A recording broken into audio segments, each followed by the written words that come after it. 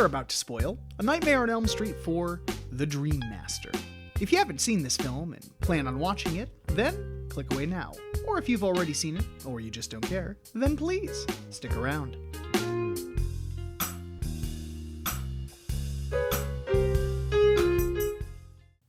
All right, people. We got Nancy out of the series. We have 3 new main characters. They have powers within dreams. Let's get some ideas of how to make them grow and become more interesting. We're gonna kill them off in the first 20 minutes. Yeah.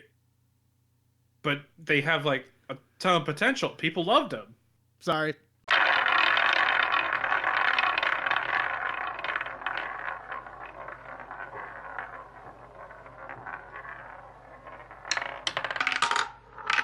Hello, everybody, and welcome to Cinema Roulette. Here we are, back again. This is the last movie on the series wheel, or sellout wheel, or whatever we feel like having. Yeah, whatever we feel like addressing it as Yeah. in the episode. So, we're back yet again, as mentioned, with another series, this time from the horror genre. Well, last time was the horror genre too. That's true. We've had some bangers lately. But this time it's it's a sequel to an episode that was only like 20 episodes ago instead of literally 5 years ago. Yes, the wide range here on Cinema Roulette. A podcast you can listen to on all podcasting app. Hell yeah. I will say with my friend Donna, I will randomly plug the podcast and she will get mad at me. That's so funny. Oh, shit. But that's okay. We're not going to get too angry with this one, I feel. Because this is kind of the 4th movie in a series, and it is A Nightmare on Elm Street 4: Dream Master.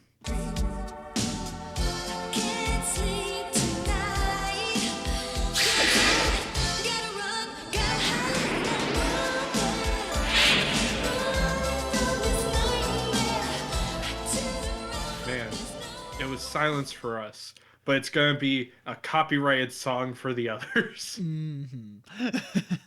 Always gotta address Might be that. safer for me to use the trailer. Yeah, because I'm sure that they'd probably crack down on the theme. Yeah, because it is a literal licensed song. Yeah. And the theme, fun fact, was actually sung by the lead actress, who has the coolest fucking name in the world. Well, technically, she's not the lead. She's the fake lead. Or yeah, she's the fake lead, sorry. But yeah, she sung the theme, which is awesome. I always love that when the actors or actresses sing the theme. It's like, Monster Musume at the end when they all came together to sing it. Or the opening of Steven Universe. That's right. I forgot about that. Yeah, all of them are singers. So. Yeah, that's fucking awesome. But yes, Nightmare on Elm Street 4, the movie which is widely considered the start of the down point. Not the lowest point, but kind of the start of it. And was my first Nightmare on Elm Street. Yep. That you got back on, what, VHS in the day?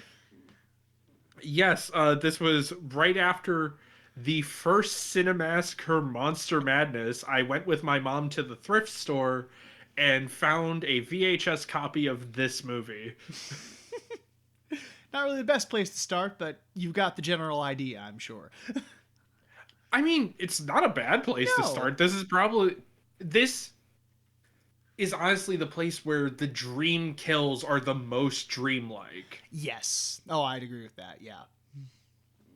Like, I love you can compare a bit more after the summary, but I think this is the best kills compared to the first movies. Oh, yeah. They were all on their A game when it came to getting creative with the kills. Because even like we said back with 3, yeah, the TV kill is memorable, but also it's just slamming a girl's head into a TV. Yeah, here we get much weirder shit. Yeah, full-on surrealism, and it's great because, it's a fucking dream. Sadly, Nightmare on Elm Street didn't stick around long enough to have the Shark Boy and Lava Girl dream rap appear. I know, right? They do play the Freddy rap in the credits of this movie, which is hilarious. Yes, there was a Freddy rap. There was a Freddy rap. I forget if it was a full album, but there is at least Yeah. one Freddy rap. There is one song, and Robert Englund himself, yes, he does rap as Freddy. It's great. Still not my favorite horror rap. That goes to the Frank West rap at the end of Dead Rising 2 Off the Record. Fuck yeah. I still need to play off the record, so I didn't get to that, but I'm so glad they have a Frank West rap. That's great. It's the lamest thing, which makes it awesome. Yes. But we're not in the shadows, so we're not going to be reviewing music. We have movies to review. Exactly. So shall we take it away with the synopsis? Yep. This movie opens a lot more different than the other Nightmare movies. See, we open on Freddy's house in a dream. Wow. Breaking the mold here. Breaking the mold, and that mold was a Matryoshka doll, and there's just another one inside. Exactly. But we're back with Christian, sort of. We got a new actress. Yeah. What's her name? Tuesday Night is her name. Tuesday Night. And night as in like the medieval night, not Yeah. just nighttime. Night with Badass a K. name. Fuck yeah. But either way, Kristen's in the dream. Spooky shit happens in the Frey house. There's the little kid singing. She goes in the basement and feels like Frey's coming back. She even pulls Kincaid and Joey into the dream like something's wrong here. And both of them are like, he's fucking dead. Stop doing this. I need sleep. Yeah. Kincaid and Joey are still the actors from the last movie, though. Yeah. It has been a couple of years since that movie, but as they're arguing within the dream, Kincaid's dog comes in and bites Kristen's arm, which she wakes up to actually have the bite. Because, you know, it's a Nightmare on Elm Street movie. You should know how this works by now. Yeah, it's fourth movie. Get with it. We go to school the next day to meet the dead meat. We got Rick, Alice, Debbie, some other people. What was her boyfriend's name? Dan. Dan, a very important character who we totally meet here and not in the middle of the movie, and then he becomes important in the third act. Yeah.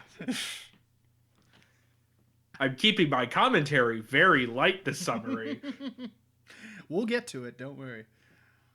Oh, I didn't write down the nerdy girl's name. One moment. Sheila. Sheila. Thank you. Yep. Sheila and Debbie, the best lesbian couple that doesn't get to be. Yeah, good lord, the tension between the two. But yes, those are the new meat sacks this time around. Kristen is dating Rick, who is Alice's brother. Just to add a bit more connective tissue here. But Kincaid and Joey go up to Kristen and they're like, seriously, you need to chill the fuck out. Freddy's gone, shut up. Yeah. We get you still have your dream powers, but he's gone, please. He's gone, I just want to sleep. However, that also we see that Rick enjoys doing karate. We cut to Kincaid having a dream with his dog in the junkyard from the third movie. And then the dog has a flaming piss and brings Freddy back to life. That's literally it. That's how Freddy gets resurrected. There is no further explanation of something happening in the outside world. So yes, Freddy is revived because a dog takes a dream flaming piss on him. Yeah. It's kind of be a reoccurring thing in this movie where stuff happens. There's not really too much of an explanation. It's just, that's how it happened. I'll say right now, the part of the opening joke of there being a writer's strike, that was real. Yeah. It was happening during this movie. Yeah, there was a 1988 writer's strike. Editing Justin here. You may be wondering, what opening joke mentioning a writer's strike? Yeah, I edited because it helped with the pacing of the opening. But there was a writer's strike going on, and you can really tell at times. Anyway, back to the episode. But Kincaid fights off Frey as best he can. However, Frey stabs him through the stomach. We cut over to Joey, and he's on his waterbeds. He's a Playboy model in it. Freddy makes a wet dream joke and drowns him inside the bed. Yep. Wow, that's 2 actors down already. Yeah. Wow. We also see a scene with Ricky and Alice just actually being really nice siblings to one another. He teaches her how to kick because they kind of have a shitty dad. Mm-hmm.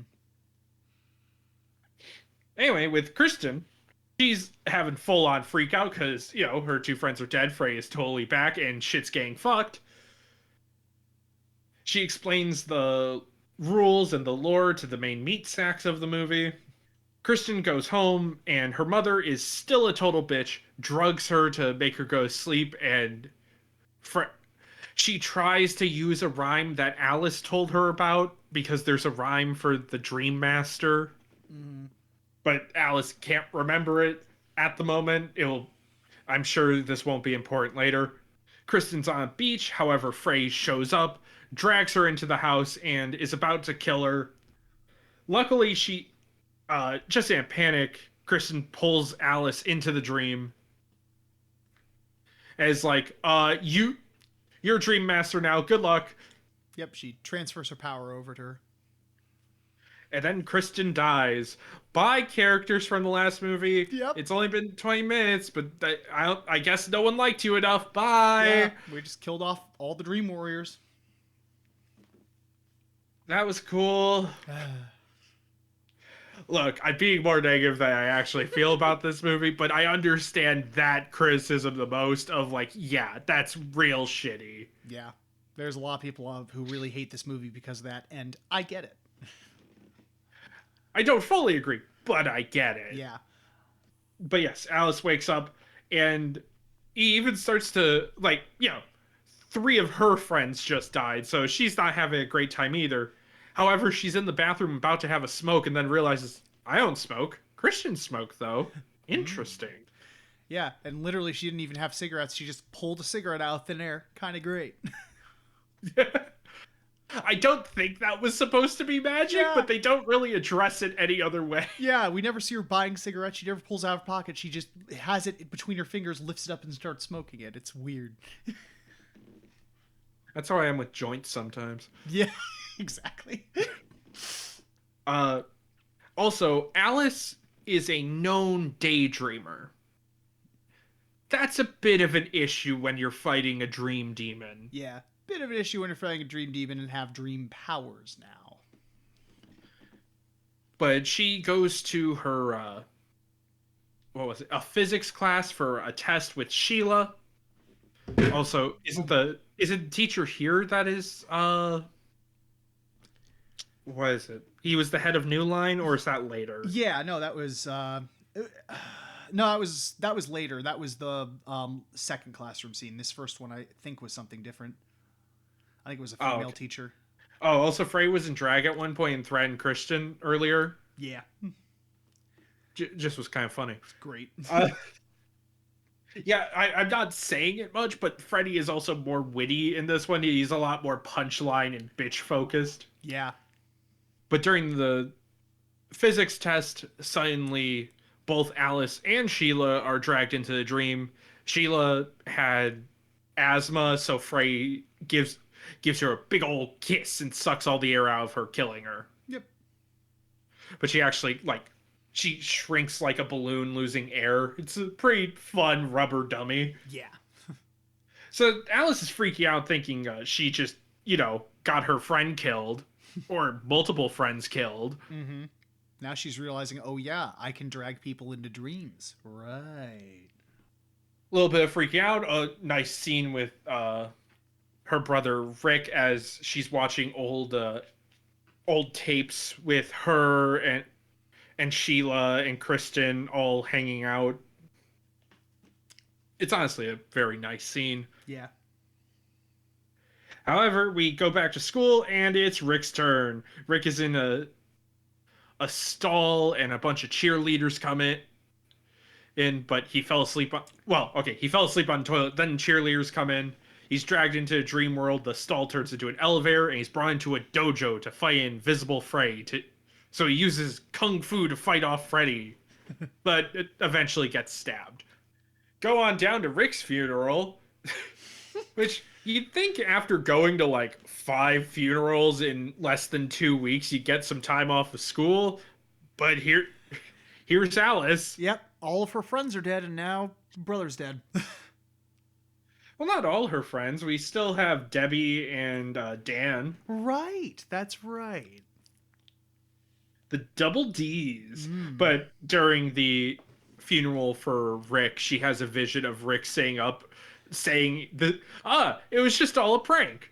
He has very Kristen Slater and Heather's energy, even though these movies came out the same year. So it's just oddly parallel thinking. Yeah, it's so interesting. But the vision of Rick eventually lies back down in the coffin. Alice, however, starts to also realize she's becoming a lot more like her friends. Even a line she says to Debbie says as soon as she's out of earshot, Sheila said that. Yep. Alice goes back to her home and finds a pair of Rick's nunchucks and is able to, do cool tricks with them whenever the camera is right behind her, as if she was, like a stunt actor or something. Alice also worked at a diner, and she is just trying to stay awake and wanted to work more hours. Her dad tries to hold her at home because, well, he doesn't have a wife and just lost one of his kids. He doesn't really want to lose another. Yeah, so he's also kind of in a very bad emotional state right now. But Alice doesn't care and sneaks out. During this, Deb's whole thing is she loves working out and hates bugs. I'm sure this won't be a problem. Yeah, it hasn't been foreshadowed throughout the whole movie. Also, Alice has a dream that she goes to her diner, but no one's there, and then she goes into a theater. He gets sucked into the screen, into a dilapidated version of the diner where she sees an older version of herself who has been stuck there forever because of a line said earlier that she would be stuck working at the diner forever. I want to get back to that. That's just something that bugs me in a way that doesn't really affect the movie. Yeah. But Freddy comes in, shows his soul pizza, and stabs one of the souls in the face, eats the meatball of it. Now that's some soul food. I guess it was supposed to be sausage. I think that was literally the joke, and I didn't get that until now. Are you serious? God damn it. Soul food. I know it's the line. I'm more making fun of you for not getting it right away. I know. It's complicated humor. It's okay if you don't get it. That's a classic. Bringing that one back. Oh, I still use that. Nice. But Alice wakes up, realizes, oh fuck, I gotta go do stuff. So she runs out of the house, heads to the diner. We cut to Deb, who has the best kill of the movie. Oh yeah. There's technically two scenes going parallel, but I'll just cover Deb's death right now. She's bench pressing weights in her garage, and then Freddy appears above her, pushes down to break her arms, which then bug arms come out from where her bone was showing. She tries to run away, gets caught in a weird hallway, and eventually ends up in a roach motel, getting stuck in the glue and slime below before it peels off her skin to turn her into a cockroach. Yeah, it's rad as shit. It's like something out of The Thing. This is all, we'll talk more about him later, but this is all thanks to Screaming Mad George, who, if you've seen any weird bug effects from the 80s, it was probably him. Yep, he has done special effects in movies such as Big Trouble in Little China, Predator, Nightmare on Elm Street, Silent Night, Deadly Night, and Beyond Reanimator. Silent Night, Deadly Night 5. 4 and 5, actually. Was it 4? I forgot if it was both of them. Yep, it's both 4 and 5, yeah. Screaming Mad George is Japanese, just fun fact. And also, yes, he is credited as Screaming Mad George in all of those movies. Hell yeah. And just absolutely unrelated side note, he is the perfect age, 69 years old. Nice. Bam. Anyway. But yeah, Deb's dead. During this, Alice gets to the diner where Dan was planning to meet up with her anyway. Dan is just kind of a pretty boy. He was friends with Rick. Yeah, that's enough about Dan. Literally. But she comes right around the corner and is like, just get in the truck. We have to go save Deb. And then they hop in Dan's truck. Alice is driving. And then they get Deb's house. Alice runs into the backyard to get to the garage. And then Alice runs around the diner, telling Dan to get in the truck so they can go save Deb. And they head down there. She goes to run to the garage and runs around the... Wait, we've done this before. Dan is the one who points this out while they're driving. Also, fun fact real quick, I think it'll be easy to work in. Robert Englund cited that time loop thing as one of his favorite moments in the series. It's a good gag. Yeah. Well, he points out on like the second time round, but the third time he repeats what she's saying so even she will realize that they're in a loop. Yep. And then she finally realizes, wait a minute. Damn it, we're in a dream. And then she's driving a truck. They see Frey in the road, which this is also one of my favorite jokes in the series because it's just a half second of him flipping the bird before she rams the car into him. It's fucking great. Sick car crash, by the way. I really wish I looked up how they did before we started the episode. Yeah, I couldn't really find anything in the brief research we did either, but it's a sick effect because you don't see anything there, but it clearly implodes on something invisible, and then like you see the car go up and brr, brr, brr. It's an impressive crash. And they made sure to have like a motorbike in the back of the car so that also goes up and flying. Turns out they crashed into a tree. Yep. And this is a car from the 80s that they quickly got in, so Dan isn't in the best condition, and a ambulance arrives. Alice is doing her best to stop them from sedating him because, you know, if he falls asleep, he's fucked. Yep. But they're going to have to do surgery. So, she rushes home to prepare herself with an A's montage as she realizes she has the powers of all of her friends who have died. She takes some sleeping pills and heads into the dream to fight Freddy so that way he can't kill Dan on the operating table. Alice is able to hold off Freddy long enough so that way Dan's surgery is done. They wake him up. So now it's just her versus Freddy. And she remembers the rhyme. I don't remember what the rhyme was. But it basically ends with, like, evil has to reflect on itself. So she uses a broken piece of the dream church that they ended up in, because it ends in a church. It has to, because the last movie did that, I guess. Yep. But she shows the reflection to Freddy, and then that causes the souls to start ripping themselves out of him, and he dies. Yeah, a bit of a prologue. Not prologue. Epilogue. Yeah. Get an epilogue with Alice and Dan at a fountain. Dan tosses in a coin to make a wish. Alice sees Freddy's reflection for half a second, but it disappears, and the movie ends. And that was Nightmare on Elm Street 4. That was Nightmare on Elm Street 4. Okay, where do we start here? I think we should get the negative out of the way because, like, I feel like if we do the positive first, then the negative would come across as, like, way harsher than we actually feel about the movie. That's true. I want to start with my petty thing before we get to actual criticism, though. Absolutely. Because there's this whole bit... It's a running bit since it's mentioned at least 3 times of, like, Alice will be stuck working here. It's her fucking high school job. Yeah. It's like she's working in a diner. She's not working there she says she's working there a bit too much, but it's a job. Yeah. Just how things work. She's working there a bit too much, and later on in the movie, she uses work to kind of stay awake, like to not fall asleep.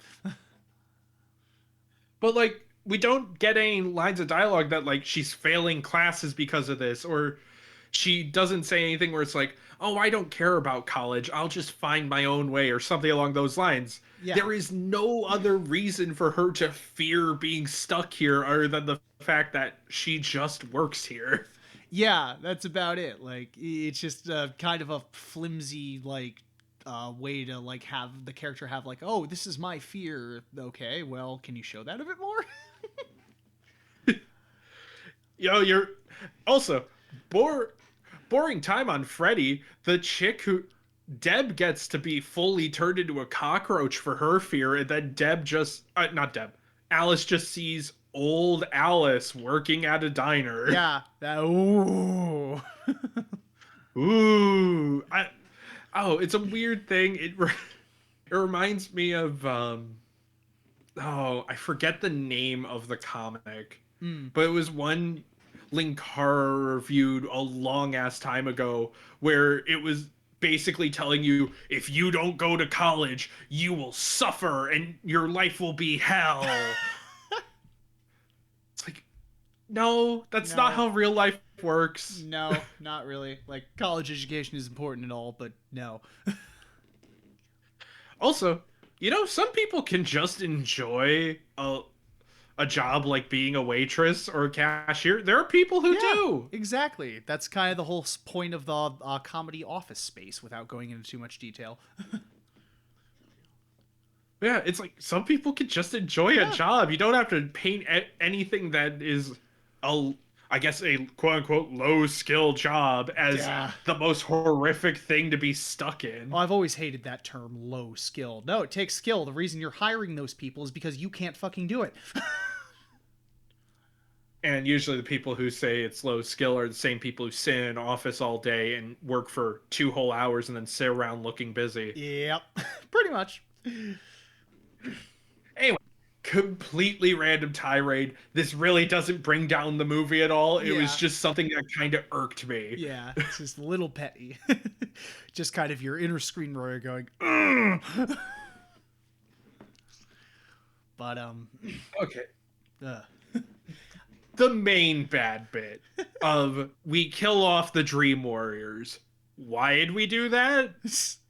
Yeah, and like, I don't know. We were even like thinking after the movie of like better ways to handle that. But like, yeah, it's like, oh, we're just axing off all the previous characters we built up and audiences love from the last movie. It's just kind of a really big slap in the face.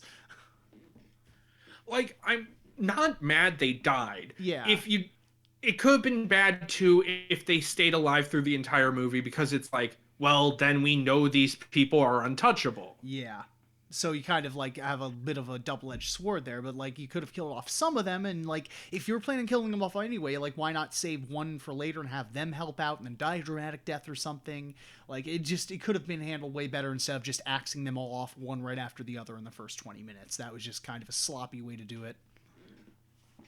Like, even if you wanted to kill Kristen at the beginning, and then she gives her powers to Alice, but then, you have Kincaid and Joey there to help train her as well. Those were awesome characters. That would have been cool, but nope. But no, let's just run this like a normal slasher. I will say, luckily, the kills and Freddy's personality help save this movie from being terrible. Oh yeah, absolutely. Like, this movie has issues a lot, like mostly with the writing, but like, my goodness, like the effect. Are we in the positive now? I think that's about it for the negative. Yeah. Well, we could, like you just said, the writing of some of the other characters. I think the best written is Freddy, Alice, and Rick. Yeah, absolutely. Everyone else is very two-dimensional. Dan is hardly even two-dimensional, if we're being honest. Yeah, and quick fun fact about the dojo scene. He was originally supposed to die a different death. I read this too, but continue. Oh, did you want to say it then? No, you can say it. Okay, because he was originally, because he gets into an elevator and then the elevator opens into a dojo, but the original plan was to have him die in like a big dramatic elevator crash, but they ended up just cutting it to like budgetary concerns or something. But so they it said like they just legit ran out of budget. Yeah, so they had the dojo scene. Yeah, there's two just kind of boring stab deaths, but every other kill is really dope. They were on their A game with that. Like the bug kill is by far like the best kill in the movie and one of the best kills in the series in our eyes, I think. Yeah, it's so there's so much body horror. Yeah. There's a good little mix of fucked up humor in there. It's playing with the person's fear. It's all just a really good kill. It comes together so well, and just props to Screamin' Mad George and the effects department for pulling all that off, because like the kills are so goddamn good. Even again, like I said, Sheila's death, she's just kind of deflated like a balloon. It's clearly a rubber body, but it's still fun. It's still weird. It's still creative, and like, can't praise the effects enough. And I mean, Robert Englund as Freddy is just phenomenal. He's having he's so really much fun. having the fun. Oh yeah. I think I said this after the movie too, that if like those two aspects were like not lacking in some way, that like it wouldn't have been as like we wouldn't have given it as easy of a pass. But like they were just so good that it just works. And not to mention the cinematography too, especially stood out to me as phenomenal. There's a lot of really cool angles, really cool camera work, like above shot zooms in, and it's just really well put together. Yeah, and there's also some fun with the sets too. I didn't mention, but with Kristen's death, she's at first on a beach, but then gets pulled down by quicksand into the Freddy house, and she's on the roof of it. Which, we all know how people do upside down sets, but it's still always fun to see. Exactly, it's fun to see that craft. Like it's so cool. And two, like before she even falls to sand, like he's coming. It looks like there's a shark in the water, but it's his glove sticking up, coming through. It's just so fun. Also, it's where that GIF you might have seen where Freddy puts on the sunglasses is from. Yes, that is actually from the series. But I was about to say something, but it's gone now.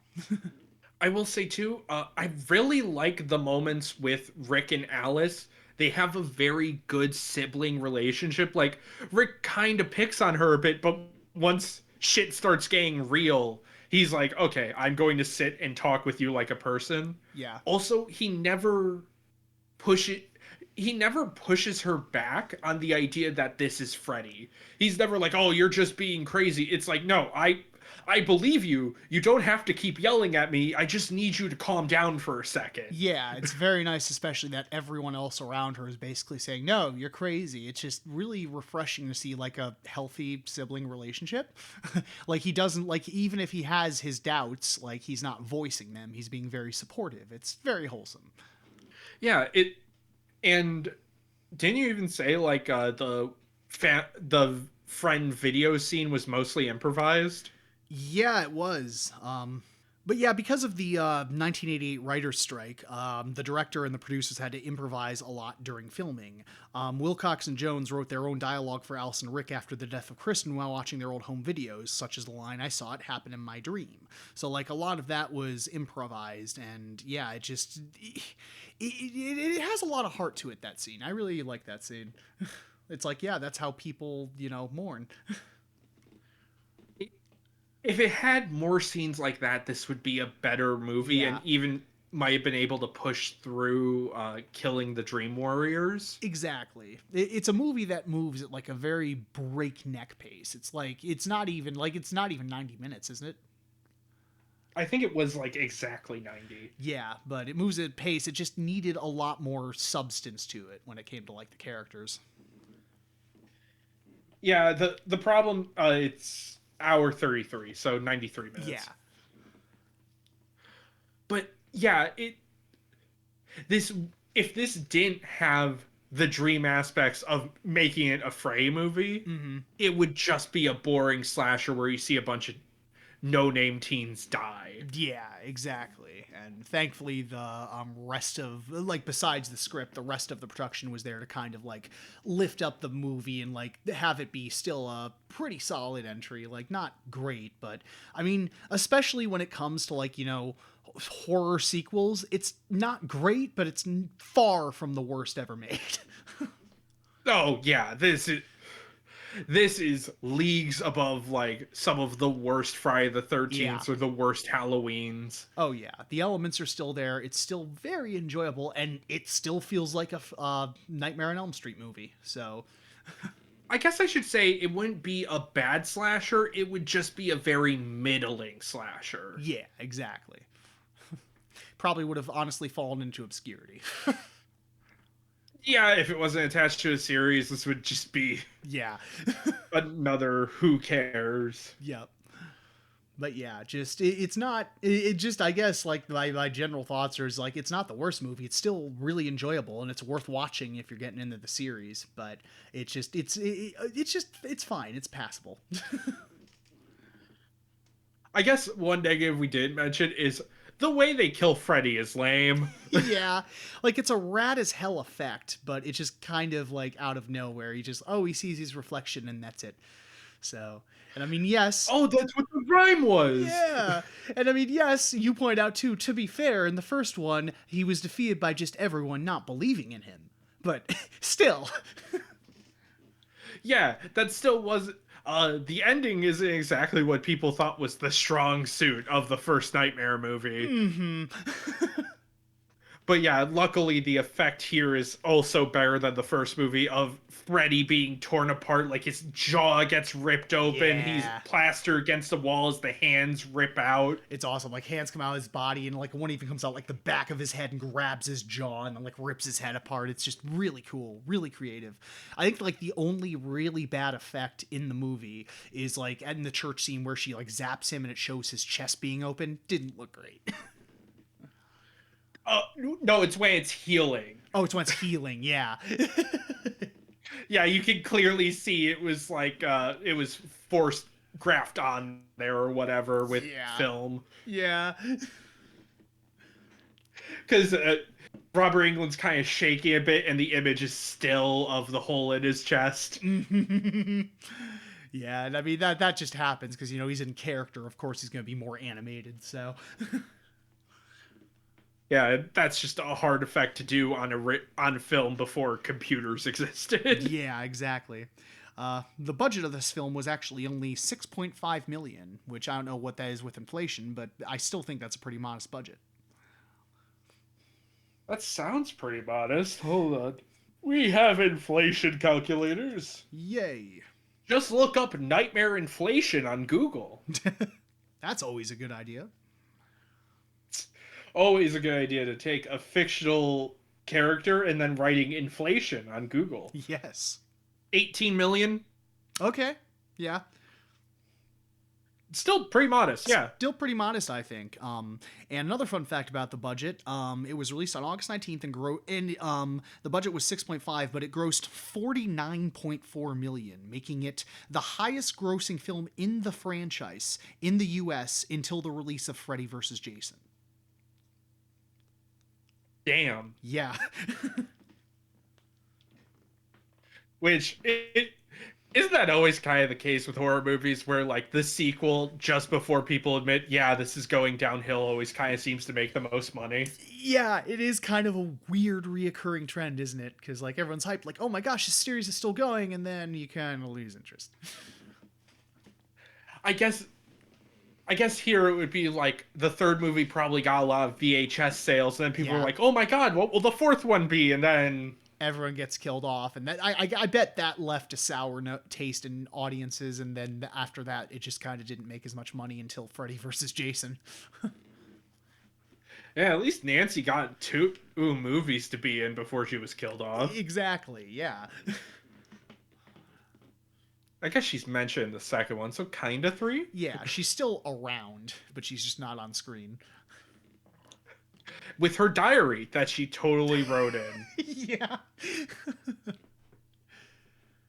But yeah, yeah, this is basically the last Nightmare before it's self-parody, basically. Yeah, and like this is where like Freddy started becoming more jokey Freddy, and I'm fine with that because I love jokey Freddy. He's a lot of fun. Yeah. I know people hate it, but God, I love Freddy's Dead. Yeah, we'll get to Freddy's Dead. I also really love the movie. It's a fun time. And I think you told me, too, this was the last movie where you could clearly see the budget before it started going kind of downhill. Yeah, if I remember right, there's some budget stuff later on in like 5 from clips I've seen of 5 and in Freddy's Dead where it's like, oh. Yeah, Freddy's Dead, we love it, but some of the effects, you can start feeling the cheapness of it. I will also say for audiences right now, as we cover the Nightmare movies, we might move the order and do Frey versus Jason before we do New Nightmare, just because New Nightmare feels like a nice way to end the series. Yeah, exactly, because we've stated this before, but we're not covering the remake. Yeah, no, we already covered the first movie. Yeah. The idea of the micro sleeping or the basically daydreaming in the remake, that was a somewhat clever idea, but that's Yeah. all really that was That's about it. that that's about it. Yeah. Everything else is either a retread or it makes it needlessly darker. Yeah, that is one of the like few series things that we're just cutting off or not doing it. So we're ending it with New Nightmare. Yeah. But yeah, we're moving it However, around. I wouldn't be against making fun of that movie if someone paid us. It's also true. It'd have to be a good amount, but yeah. I'm a decent amount. It's not. It probably wouldn't be the worst thing to No. watch. And like I said, I really like the lead actor. It's just he hasn't been in a lot of like work since then. Jackie Earle Haley, who played him. Yeah. Well, we did see him in Preacher, though. We did, yes. He was in the first season. Yep. With the most disturbing scene of the series. Yeah. Yeah. But yeah, there's not. This is a very shallow slasher with all things. There's not even really a theme that I could think of to try and mix in here. There really isn't. Yeah, it's just like it's kind of is a movie too, where it's just like, you know, oh, we're doing the thing because that. It's just very middle of the road, but still has like enough good elements to keep you invested, I feel. I will say, like, the other Nightmare movies had at least somewhat of a theme of how adults don't listen to kids' problems type deal. Yes, yeah, that was especially in like the first movie. That was like one of the main themes of that one. I would have said especially in the third movie. Yeah, that too. Oh yeah, especially with the asylum shit. Yeah. Yeah. Well, even like what the third movie was going to be, Yes. we describe it in the episode. You can go listen to it on any podcast, the apps, and YouTube. Hey. Been a while since we did that bit. Yeah. Been a while since we did that bit earlier in the episode. Hey, I didn't say go listen to the episode, the whole thing. I just said we have covered it, just how long it's been since we covered the series. No, you did say on all podcasting apps. Damn it. It's all good though. I'm lightly sleep deprived. Get it? The irony of that? But that would sound way more of an asshole laugh than I meant it to be. that was almost like Beavis and Butthead, like But yeah, I think that's about it, huh? Well, that's not all. Oh. We do have to rate every movie we cover with the system we always use. Yes. So, Cameron. Yes? If this was a sea creature you were trying to catch, how big of a boat would you need to catch it? From canoe to cruise ship? Canoe? Or I guess Navy carrier could be the biggest. Yeah.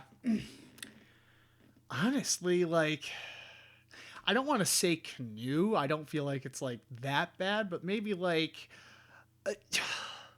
what's that called? Speedboat, or what do they call it? Like that Miami Vice type boat? That would be a speedboat. Speedboat. Okay, I forgot if that was the proper term or not. Yeah, I'd say probably like a speedboat size boat to catch it. It's not like minor catch. You don't just need to sit on a pier, cast it out to catch it. But yeah, I mean it's big enough that you'd need to actually go out and like catch it. You need just basically an average size fishing boat. Basically, yeah. Not like Jaws size, but like a smaller, more personal type fishing boat. Yeah, maybe even smaller than Jaws boat. Just like one with 2 seats. Basically, you go out for an afternoon. Yeah. Yeah, that sounds fair. I agree. All right. So anyway, that is, well, not it for the series wheel, but that's it for now on the series wheel, because we've done 4, which means we get to go back to the director's wheel, which Yay. the only gimmick I have for explaining it is that it's not as easy to explain as the series wheel. We have a bunch of directors still on here. We pick their movies and we put it on there because it's like, wow, we should watch those. Or Cameron has seen them and we should watch them. Yes. I'm also saying this before I started recording the screen, so editing just is going to be slightly more pissed. But now it's recording. So, for a YouTube version, there's the director wheel. Woo! But wouldn't it be cooler if it was time to spin? Oh, I didn't hit it. Oh. I didn't hit it. God damn it. Spin.